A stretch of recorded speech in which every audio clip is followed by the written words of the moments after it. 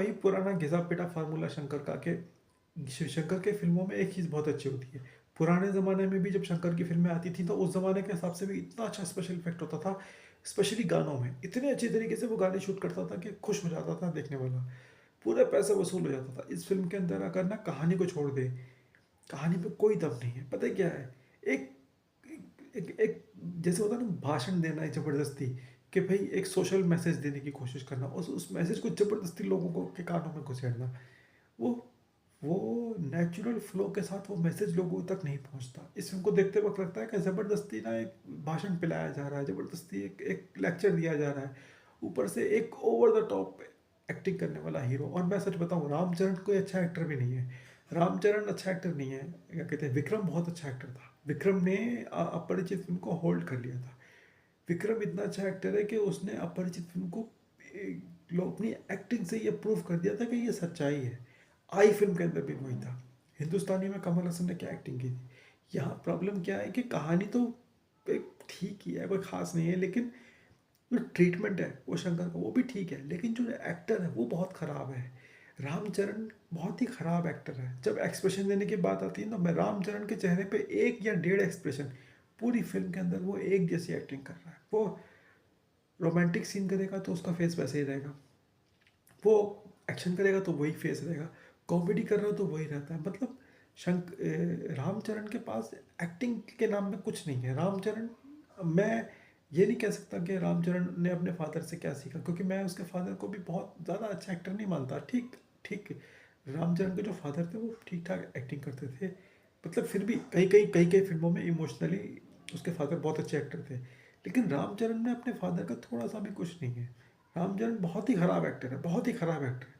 वो एक फेस लेकर के पूरी फिल्म में एक्टिंग करता है। अगर रामचरण को सक्सेसफुल बनना है ना, तो उसे किसी अच्छे डायरेक्टर के साथ काम करना पड़ेगा, जैसे कि राजा मौली ने उसको RRR में लिया और उसको कितनी अच्छी तरीके से प्रेजेंट किया। यहाँ पर शंकर ने क्या किया है कि एक एवरेज एक्टर को, एक बिलो एवरेज एक्टर को इतनी बड़ी फिल्म दे दी और वो उसको संभाल नहीं पाया। दूसरी बात, शंकर ने भी ये फिल्म मन से नहीं बनाई। शंकर ने अपनी पुरानी फिल्मों से कहीं से कुछ उठा के, कहीं से कुछ उठा कर इस फिल्म को बनाया है। शंकर की जितनी भी पुरानी फिल्में हैं ना, उनके सीन्स उठा के देख लो, ये गेम चेंजर सेम वैसी ही है। आधी ये फिल्म, इंटरवल से पहले ये फिल्म शिवाजी द बॉस लगती है, और इंटरवल के बाद ये फिल्म नायक द हीरो लगती है, the real hero, Anil Kapoor वाली नायक। शंकर ने अपनी ही पुरानी फिल्मों को रीमेक किया है। शंकर ने अपनी ही पुरानी फिल्मों को कॉपी करके, उनके सीन्स कॉपी करके। और एक चीज़ सबसे अच्छी है कि प्रेजेंटेशन, म्यूज़िक अच्छा है। म्यूज़िक अच्छा नहीं है, म्यूज़िक बहुत ख़राब है, गाने बहुत ख़राब है, लेकिन उसकी शूटिंग बहुत अच्छी है।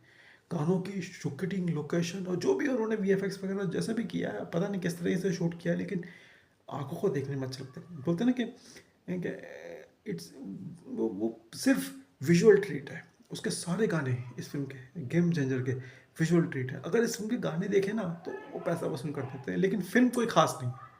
फिल्म बहुत कमज़ोर है, फिल्म बहुत वीक है। फिल्म के अंदर बहुत सारी कमज़ोरियाँ हैं जिसको मैं मतलब क्या बताऊँ। इस फिल्म के अंदर जब ये फिल्म शुरू होती है ना, तो जिस तरीके से उसको दिखाया गया है कि वो IAS ऑफिसर है और वो कलेक्टर का रोल कर रहा है, वो इतना इतना मैंने इस तरीके के का कैरेक्टर मैंने कहीं नहीं देखा। इतना ओवर द टॉप, हर चीज़ में ओवर कॉन्फिडेंस, मतलब रोमांस कर रहा है तो वहाँ भी हद हद पार कर रहा है, और जब नौकरी कर रहा है तो वहाँ भी हद पार कर रहा है, पॉलिटिक्स में आ रहा है तो वहाँ भी वही हरकत कर रहा है। मतलब अनबिलीवेबल लगता है। दूसरी बात, ये टाइमिंग ठीक नहीं है। इस फिल्म को बनाने की टाइमिंग ठीक नहीं है। जब शंकर ने शिवा हिंदुस्तानी बनाई थी, तो वो टाइम अलग था। वो उस समय जो सेंट्रल गवर्नमेंट थी वो बड़ी कमज़ोर थी। सेंट्रल गवर्नमेंट कोएलिशन का ज़माना था, 4 पार्टी मिलकर के सरकारें बनाती थी। सरकार 1.5 साल में गिर जाती थी। किसी सरकार की गारंटी नहीं थी कि वो कितने दिन सरकार चलेगी। तो एक लंगड़ी लूली सरकारों का ज़माना था, और उस ज़माने में ये चीज़ें चल जाती थी, तो लोग सो देखते थे, अरे यार। तो कमज़ोर, जब सेंट्रल गवर्नमेंट कमज़ोर होती है ना, इस तरीके की फिल्में बहुत कामयाब हो जाती हैं, क्योंकि पब्लिक भरोसा कर लेती है कि यार एक बंदा आएगा इतना स्ट्रॉन्ग, और वो आकर के ऐसे सरकार को आके दिखाएगा और ऐसे ये कर देगा। लेकिन जब स्ट्रॉन्ग पावरफुल गवर्नमेंट होती है, जैसे कि इंदिरा गांधी के ज़माने में, जैसे आज मोदी के ज़माने में, मोदी के ज़माने में आप ये कहानी बना रहे हैं कि भाई एक कलेक्टर है और वो ऐसे कर रहा है, वो ऐसे कर रहा है, वो ये कर रहा है, वो कर रहा है, और उसको पब्लिक कैसे मान लेगी यार। मोदी के ज़माने में पब्लिक इस तरह की कहानी को देख कर के अवॉइड करेगी, क्योंकि उन्होंने मोदी की पावर देखी है। जहाँ पर सरकार इतनी पावरफुल है, कलेक्टर इतना पावरफुल हो जाएगा जो सरकारें बदल देगा। जो एक मतलब कहीं ना कहीं इस फिल्म के अंदर ये देख के लगता है कि केजरीवाल का जो कुछ भी है ना मैटर, कि केजरीवाल जिस तरीके से सरकार में आया है, कहीं ना कहीं इस फिल्म के अंदर ना रामचंद्र के कैरेक्टर में केजरीवाल की झलक दिखाई देती है। तो कहीं ना कहीं लगता है कि जैसे कहीं थोड़ा सा केजरीवाल की कहानी से कुछ उठा लिया है, थोड़ा सा शिवाजी द से उठाया, थोड़ा नायक से उठाया, थोड़ा सा इन्होंने केजरीवाल की कहानी से उठा लिया है कि भाई एक आईएएस ऑफिसर है, केजरीवाल आईआरएस ऑफिसर है। तो कहीं ना कहीं लगता है कि इन्होंने रिजेम्बलेंस देने की कोशिश की है। थोड़ा सा मुझे मुझे मुझे शक है कि केजरीवाल से थोड़ा सा इंस्पिरेशन दिखाई देती है, क्योंकि आईआरएस ऑफिसर है केजरीवाल और ये आईएएस ऑफिसर है। तो कहीं लगता है कि कहीं कहीं मुझे एक शक है, मेरे को नहीं पता कि ये क्या इंटेंशन से बनाई है फिल्म। मुझे शक है कि ये फिल्म कहीं केजरीवाल की बायोग्राफी बनाने की कोशिश तो नहीं की गई।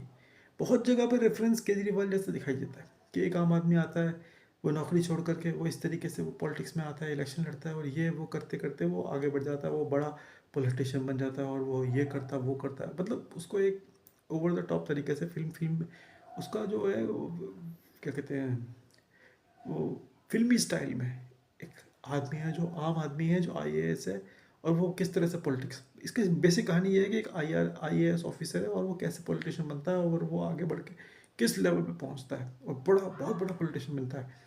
वही कहानी जो केजरीवाल की है कि वो आईआरएस ऑफिसर था और नौकरी छोड़ करके ये करना वो करना।